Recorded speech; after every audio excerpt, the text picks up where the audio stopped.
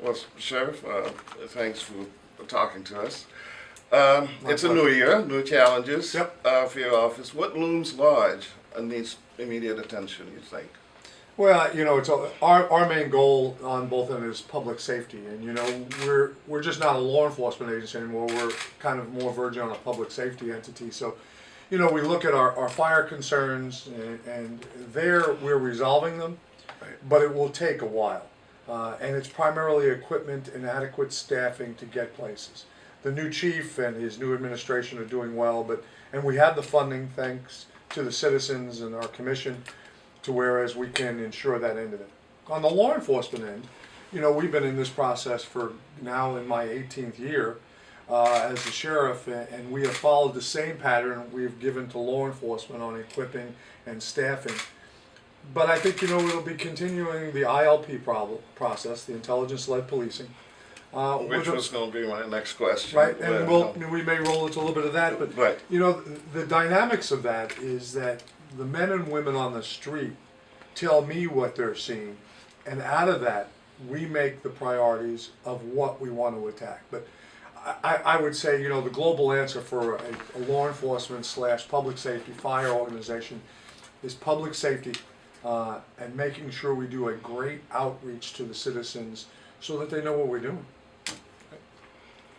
So I guess you're talking about the intelligence-led policing. Right.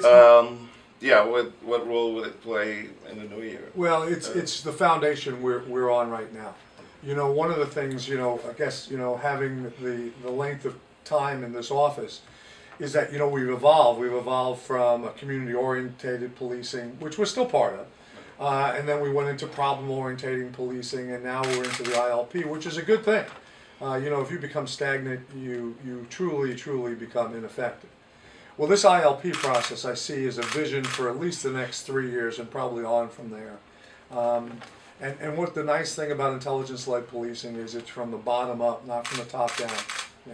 And it's really designed, and I know that's a word everybody uses, and it's a good collegiate phrase to put into the discussion, but that's really what it's designed to do. It is designed for me to go into a meeting in January, which we will do. We will listen to what our officers are telling me they are experiencing there. We will look at the numbers, and we will then develop 3 to 4 main topics that we'll attack. This year, as we close the books, it was burglary, property crimes per se.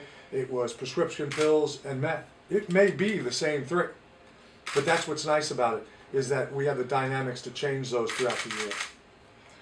So going forward, it's been 2 years since you partnered with, you brought the fire and rescue into the fold. Right.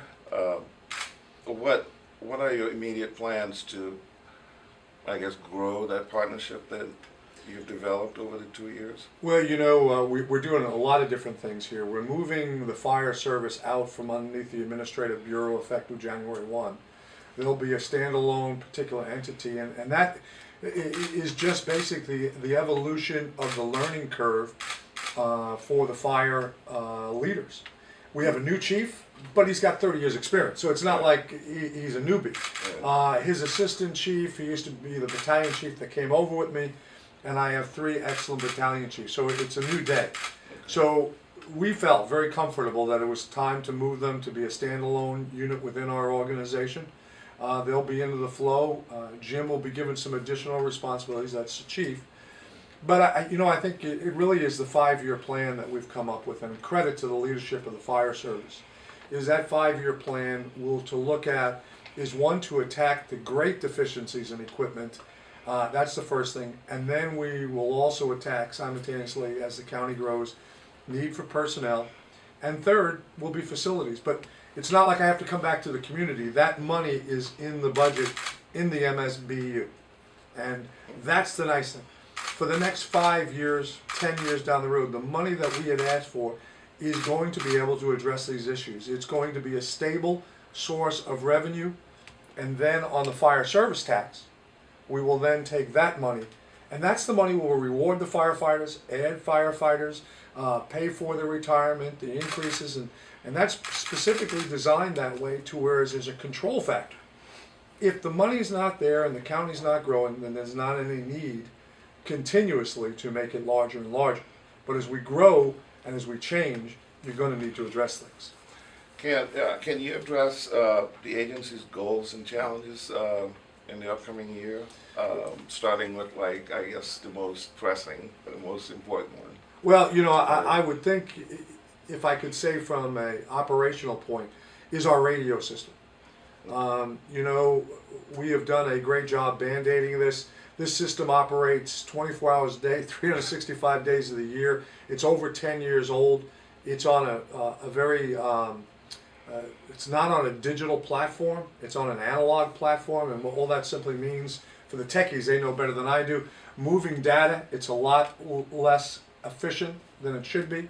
And being on analog, we have reception issues. There's reception issues in this area, in this community still, because of, without going too techie, there's a lot of noise out there that restricts the flow. It's like your radio system, your radio in your car. You know, the AM, FM, sometimes you get good reception, sometimes you don't, and that's because of the noise out there. It affects our radio the same way. But really, in downtown Inverness, we have terrible reception. We have to get to a different platform, and we have to change it to P25, all the system in emergency services, and that's probably a $6 million hit. And I laugh at people that says, well, you know, government spends too much money.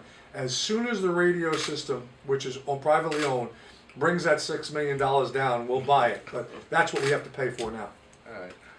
And finally, what do you think about this county's concept about selling the jails to CCA?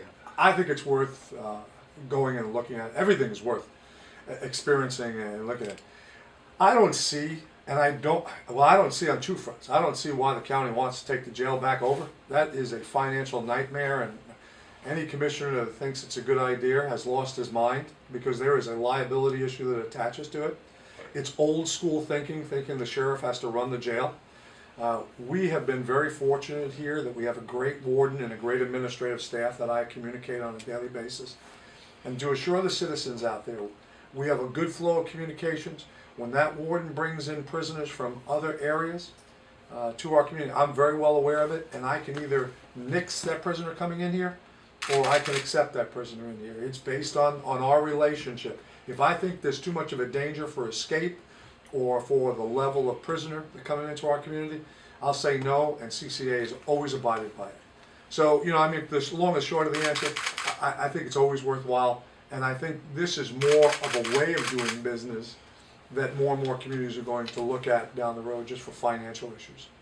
Awesome.